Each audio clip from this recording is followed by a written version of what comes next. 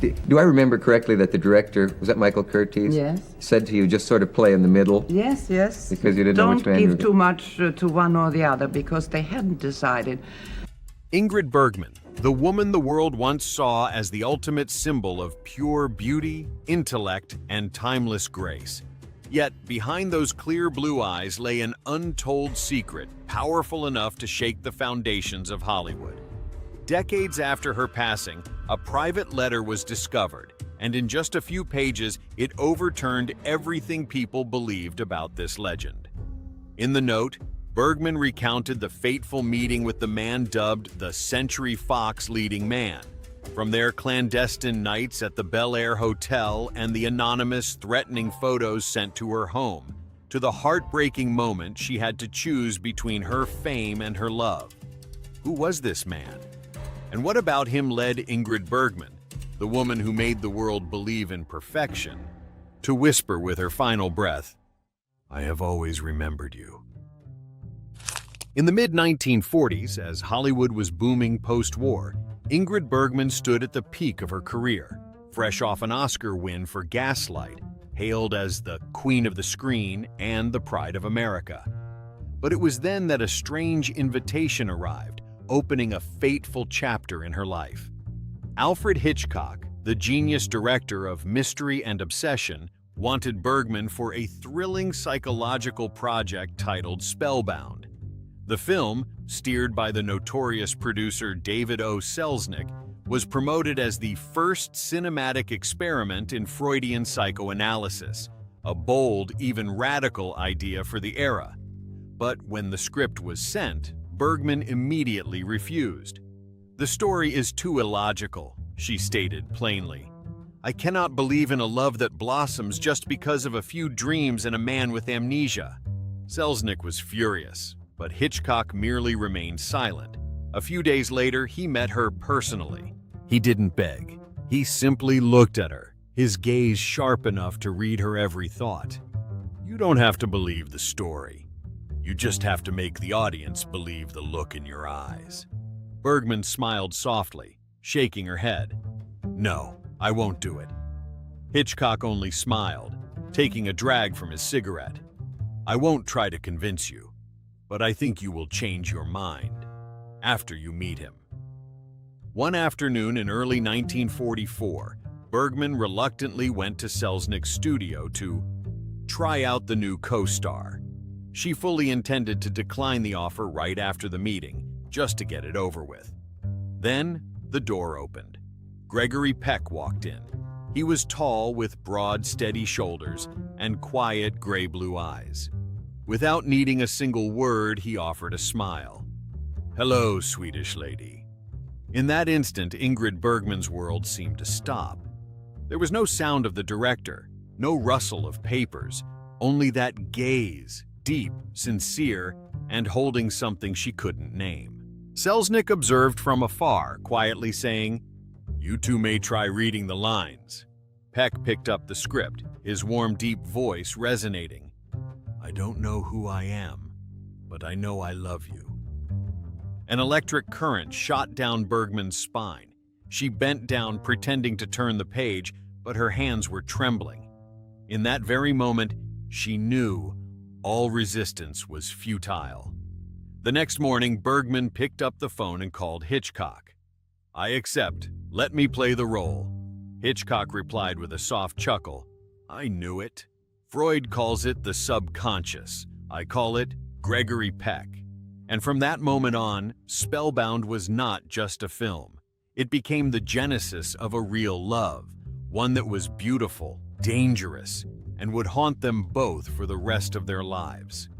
From the very first days on the Spellbound set, a strange energy blossomed between Ingrid Bergman and Gregory Peck. Not friendship, not quite passion, but a silent, profound emotion neither of them dared to name. Whenever the cameras rolled, they were magnetically drawn to each other. Their eyes met for longer than necessary. The dialogue felt truer than the script, and every accidental touch made the air around them thick, almost suffocating. Director Alfred Hitchcock was the first to notice. He quietly observed through the lens, occasionally clearing his throat or feigning a sneeze in a clumsy attempt to break the intense atmosphere. During one scene, Hitchcock instructed Peck to hold Bergman's hand. "Keep holding her hand until she believes you're not the patient," he directed. When the camera rolled, Peck reached out. But it was in that moment that an invisible wall inside her suddenly cracked. Peck's hand was warm, strong, but she felt a slight tremor. Their eyes locked and both of them began to tremble. Hitchcock yelled, "Cut!" but neither of them let go. They looked at each other in a thick silence, no words spoken. That evening in her private note, Bergman confessed, "My God, I'm going crazy." Throughout the filming of Spellbound, 1945, Ingrid Bergman was caught between two worlds, the character on screen and her real-life emotions. Every day, she had to embody a woman grappling with love and reason. But when the camera stopped, the internal struggle continued, only this time, it wasn't acting. In every scene, she had to look deeply into Gregory Peck's eyes for hours, but she knew the boundary. I cannot touch him. Because at the time, Ingrid Bergman was a married woman. She was wed to Dr. Petter Lindstrom, who had moved with her to America in the early days of her career. They had a daughter, Pia, and outwardly, they were a model family. But behind the Hollywood glamour, the marriage had long grown cold. Petter was pragmatic and rational, while Ingrid was increasingly distant from her family, captivated by the allure of acting. Every morning arriving on set, she told herself, "This is just work. I have a family." Yet the intimate scenes with Peck, the necessity of touching hands, exchanging embraces, made her start to lose her mind.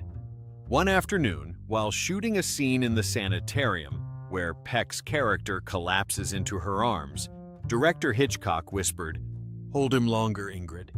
Let the emotion find its own way." She followed his direction. The moment Peck looked up, his eyes were no longer acting. Everything felt so real that Bergman had to turn her face away, but Peck tightly held her hand, refusing to let go, like a magnetic, pleading appeal. That night, Bergman returned home. The house now felt cold, and the love for her husband had long died. Standing silently by the window, she murmured, "My God, I've made a terrible mistake." The afternoon rain fell as if orchestrated, a scene destiny had intentionally set for the two of them. Heavy drops poured down on the eaves. Ingrid Bergman stood there, hastily pulling on a wool coat, intending to leave, but suddenly a man blocked her path. He carried no umbrella, his hair was soaked, standing like a lost flash of light in the storm, both proud and devastated. Her heart ached. Before reason could stop her, she stepped out from under the eaves, facing the curtain of rain. The sound of the rain drowned out everything else. "What are you doing?" she called out loudly. Gregory Peck turned around. His eyes were conflicted, burning desire mixed with profound pain. "I can't pretend anymore," he said, his voice almost a whisper, but she heard it clearly. She was stunned. The whole world seemed to recede, leaving just the two of them in the thick rain. Peck walked closer, step by step, slow and deliberate. When he stopped in front of her, Bergman felt his breath merge with the cold moisture. "Gregory," she whispered, her voice trembling. "Stop it!" But Peck didn't hear. He touched her face, a light touch that made Bergman's entire body feel paralyzed. And then he kissed her. The kiss was not gentle. It exploded like a long-suppressed fire. Rain washed over their cheeks, mixing with their fear and long-hidden desires. Peck's arms tightened around her shoulders, and Bergman simply surrendered. She responded to him instinctively. When they parted, the rain still hadn't stopped. No one spoke. Only heavy breathing hung in the dense air. Peck looked at her with an intense, longing gaze.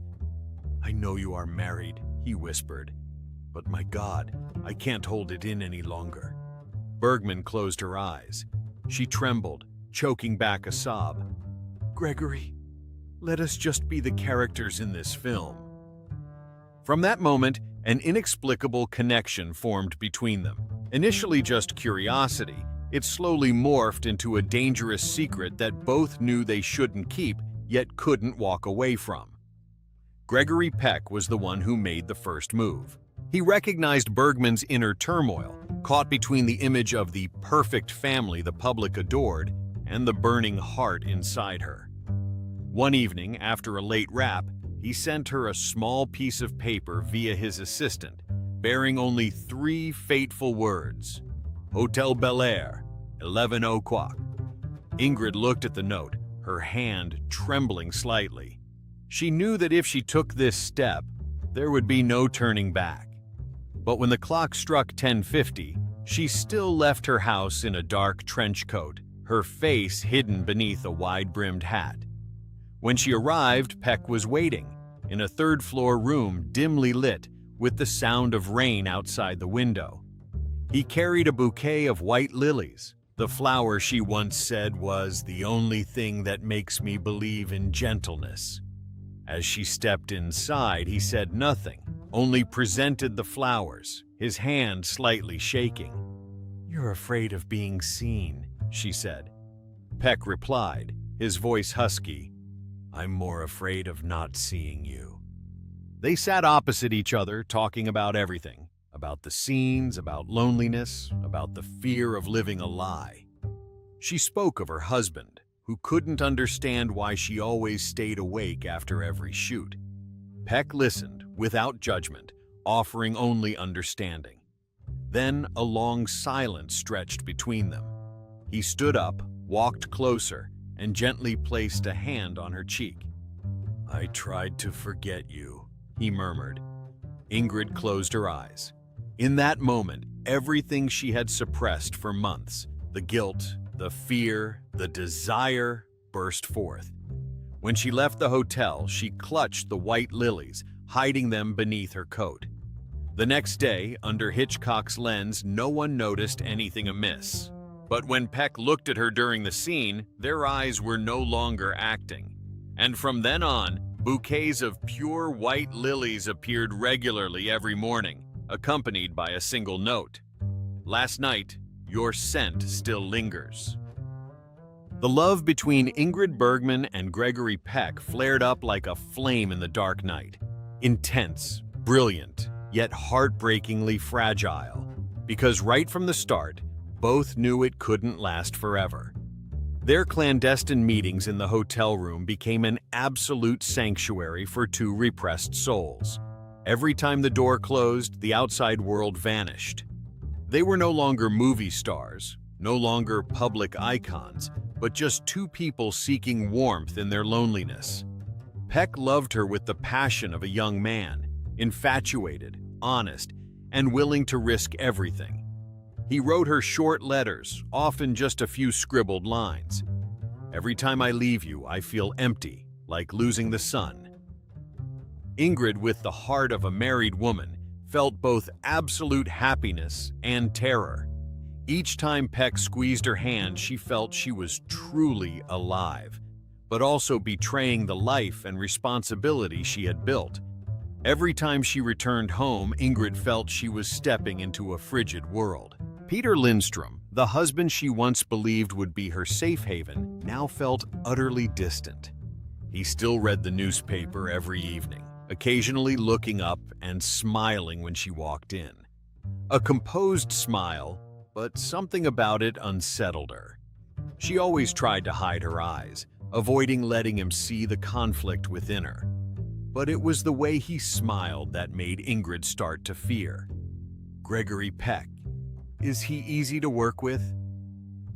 The following nights, she couldn't sleep. Every time Lindstrom touched her shoulder, Ingrid saw Peck's image appear. Then the guilt flooded in, forcing her to sit up in the middle of the night, watching her husband sleep, with tears streaming down her face. Then one day, everything collapsed. Returning home after a shoot, she saw a large packet of mail on the table, tied with a red string. There was no sender name. She opened it, and dozens of photographs scattered across the floor. She recognized them instantly. They were pictures of herself and Gregory Peck, in a small cafe near Beverly Hills, in a car parked under the faint streetlights, in the hotel corridor where they thought no one knew. Ingrid froze. Her trembling hands gripped the edge of the table. She stared at the words, "Hollywood always has eyes," and silently screamed inside, "Who is it? Who did this? What is their goal? To ruin her reputation?" She waited. She knew an anonymous threat like this was surely leading to a next step. She constantly checked her phone, her mailbox, and scrutinizing every tabloid, waiting for a major headline to erupt, waiting for a blackmail call. But nothing happened. The first day passed in chilling silence. The second and the third were the same. No anonymous calls, no rumors. That silence was more terrifying than a public threat. It hung in the air like an invisible thread, forcing her to live in guilt and wait for judgment. One night after the private screening of Spellbound, they met again in the familiar room at the Bel Air Hotel. Outside, the wind lashed against the window pane, bringing with it the cold breath of the Los Angeles night. As the door closed, Gregory Peck said nothing. He walked straight to her, pulling Ingrid Bergman into his embrace, his arms tightened, full of the long, suppressed yearning. But this time, Bergman did not respond. She let go of his arms. "Gregory," she said softly, her voice catching, "we are living in an unreal dream. It's time to wake up." Peck froze. He tightly grasped her hands, clutching on to the last bit of warmth. His eyes were bewildered, like a child who had just lost his only refuge in a storm. "I love you," he whispered, his voice choked, "and I will always love you, even when this dream disappears." Bergman offered a sad smile, one that contained everything: love, regret, and a firm determination to end it. Then she turned away, leaving the room before the tears could fall. Peck didn't follow. He just stood there, motionless, watching the door close. In the room still lingering with her perfume, Peck stood in silence. He knew it was over. No promises, no vows, only a harsh void remained, where their love had just shattered in a silence so beautiful and heartbreaking. From that day on, they never met privately again. On set, they still faced each other daily, still delivered the lines that once made both their hearts flutter. But now, the atmosphere between them had changed. An invisible distance, created by Bergman herself, quietly stood between the two, cold, solid, and with no room for the old glances. Gregory Peck felt that invisible separation more acutely than anyone. He tried to break through it with small, subtle gestures, a light caress lingering on her palm, even after the director yelled, "Cut." A faint smile that recalled the rainy evenings at the Bel Air Hotel. Or sometimes, simply by staying behind long after the scene was shot, quietly waiting for her to turn back. But she never turned to look at him. Once, during a break, Peck silently found Bergman sitting alone in the makeup room. She was reading the script, the yellow light casting shadows on her tired face. He approached, his voice soft. "Can we talk for a moment?" Bergman looked up. Her eyes were still gentle, but something inside them had gone out. "Gregory, don't lie to yourself anymore." Peck stepped back, silently nodding. That night he drank alone in his hotel room, looking out at the misty city of Los Angeles. On the table was the bouquet of white lilies he had intended to bring her, but this time he didn't take them. Yet every morning, stepping onto the set, his eyes still sought her out of habit, and when he caught sight of her, even for a brief moment, his heart still pounded as fiercely as the day they first met in that room. Gregory Peck never got a second chance. Perhaps it was this very incompleteness that made the love immortal, a love that never truly ended, only quietly dissolved into the black and white film reels, where their eyes are still searching for each other, destined never to touch again. Many years after Ingrid Bergman's death, her private letter was made public, revealing the secret buried for decades, and the first person to learn its contents was Gregory Peck. In the letter, she confessed her feelings of guilt and the intensity on their shared film set. "We told each other it was just acting, that what we felt was part of the movie, but that was a lie. When I looked into his eyes, I forgot everything else. That scared me more than anything." Hollywood nearly held its breath. Gregory Peck, then in his 70s, sat quietly in his small California study. When he read the line, "When I looked into his eyes, I forgot everything else. That scared me more than anything." Peck paused. His hands shook, and tears fell onto the paper. That love was still alive, despite being buried for decades. In a 1978 television interview, he had publicly admitted to the audience, "All I can say is that I really did love her, and I think I should stop there. I was young, she was young. We were together for many weeks in close, intense work." The statement silenced the entire studio audience. It was the first time he publicly acknowledged the affair Hollywood had only considered a rumor. A love born between cameras and lights, yet so real and forbidden that it forced two people at the peak of their fame to hide it from the world to protect it. After the interview, it was said that Gregory Peck remained seated for a long time, looking at Bergman's photograph on the wall. He whispered, almost just to himself, "If I could go back to that day, I would still kiss her. But this time, I wouldn't let go." That was the only time Gregory Peck spoke of Ingrid Bergman with a choked voice, and it was the last time the world saw a legend weep, not for an acting role, but for a love that was never allowed to finish. Finally, her tender words in the letter, "I never stopped being grateful for the kindness he showed me," echoed through the pages as a cherished final confession. But that letter, and Gregory Peck's final tears, was only one chapter in the unfinished novel named Ingrid Bergman. Because after closing the door on that forbidden love, her life continued to be swept up with other men, those who loved, betrayed, worshipped, and also hurt her in different ways. Ingrid Bergman's later loves. Ingrid Bergman's private life, much like her career, was a journey woven with passion, conflict, and a fervent desire to live truthfully. Bergman's first marriage was to Peter Lindström, a Swedish neurosurgeon, composed, principled, and devoted to his work. He was once a steady anchor, helping her maintain balance between Hollywood's explosive fame and her personal life. They had one daughter, Pia Lindström, born in 1938. But as Bergman's fame skyrocketed, she was drawn into the whirlwind of film sets, interviews, and intercontinental flights, while Lindström remained dedicated to the hospital in Stockholm. Missing dinners, unreturned calls. Gradually, the distance between them wasn't just an ocean, but a profound disconnection of the soul.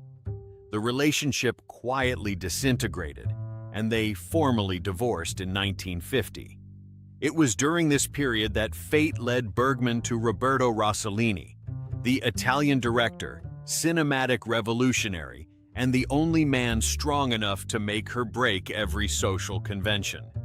Their love arrived like a storm, sudden, intense, and dangerous, as both were already married. When news broke that Bergman was pregnant with Rossellini's child, America erupted in a wave of harsh criticism. From the pure goddess, lauded by the world, she suddenly became a fallen woman, shunned by Hollywood. Exiled from Hollywood, Bergman moved to Europe to live with Rossellini, where they collaborated on groundbreaking works of Italian neorealism like Stromboli, 1950, and Journey to Italy, 1954. They had 3 children, Roberto and the twins Isabella and Isotta. But like the fire that ignited them, that love eventually consumed itself. Rossellini, a genius but intensely controlling, suffocated Bergman. By 1957, the marriage collapsed in ruins, leaving behind films dubbed Achievements of Pain. A year later, Bergman met Lars Schmidt, a Swedish theater producer. He was neither a volatile genius like Rossellini nor a symbol of rational stability like Lindström, but long fight against cancer. Her death came on her 67th birthday, which she spent with her former husband, Lars Schmidt. Became a quiet companion, a man who stood behind the stage watching Bergman shine, yet never sought to claim that spotlight. This marriage was not brilliant, not scandalous, only marked by gentle sharing and mutual respect lasting nearly 2 decades. Though they divorced in 1975, the separation was not bitter. They remained in touch, calling each other best friends. And Schmidt was the one who stood by Bergman through many difficult times during her later illness. 3 marriages, 3 distinct chapters, depicting a woman who never settled for a half-hearted life.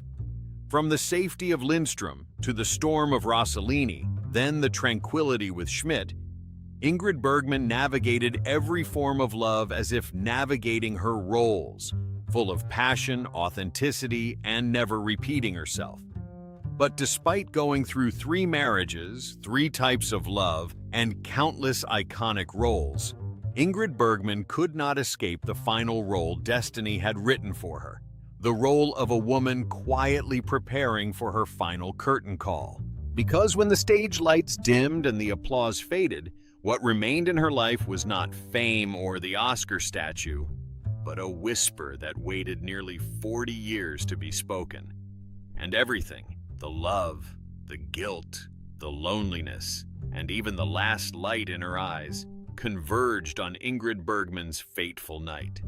It was the moment her death not only closed a legend, but also opened the final chapter of a love song that had ended long ago. How did Ingrid Bergman die?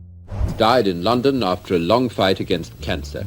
Her death came on her 67th birthday, which she spent with her former husband, Lars Schmidt. On the night of August 29, 1982, London was enveloped in light rain. In the small room at Cheyne Walk, the light was still on. Ingrid Bergman drew her last breath exactly at midnight, which was also her 67th birthday. Gathered around the bedside were the closest people left in her life: her ex-husband Lars Schmidt, her daughter Isabella, and 2 longtime friends. Hours earlier, they had raised a glass of champagne celebrating her birthday. Ingrid smiled, weak but still radiant, as if her imminent passing was just another scene in the film of her life. On the small table beside the bed lay an old copy of The Little Prince, her favorite book, one she had carried on all her long journeys.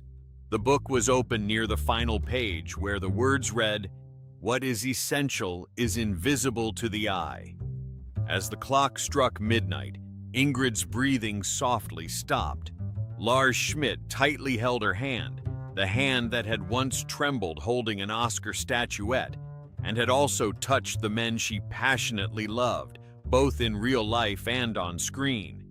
It is said that in her final minutes, she briefly opened her eyes, looked into the void, and whispered a sentence, almost inaudible to anyone, except Lars. He recounted it years later, his voice still shaking. She said, "I have always remembered you." No one asked who "you" was, but Lars knew that love was not meant for him. It was the final message sent to Gregory Peck, the man Ingrid Bergman had intensely missed, held in her heart for nearly 40 years, and only dared to name when she had reached the very end of her life. And just as The Little Prince wrote, "When you look up at the sky, you will see 1,000 stars laughing. One of them is you." That night, a star named Ingrid Bergman fell onto the London sky, brilliant, silent, and forever unextinguished. The love between Ingrid Bergman and Gregory Peck was perhaps never destined for a happy ending. It arrived like a storm, fierce, burning, and then vanished, leaving behind 2 people forever incomplete. But precisely for this reason, it became one of the most romantic and tragic chapters in Hollywood, where true love was imprisoned beneath the artificial lights, and happiness only existed in stolen moments. Both Bergman and Peck continued their separate lives, achieved fame, and moved on with other relationships, but deep down, they carried each other like a beautiful scar, where memory was no longer pain but proof of a love that once made them live utterly true to themselves. Perhaps what began as a brief infatuation on the set of Spellbound transcended all limits of time. It was no longer a forbidden affair, but something sacred, where two souls once found each other only to prove that true love sometimes doesn't need to last forever. It just needs to be deep enough never to fade.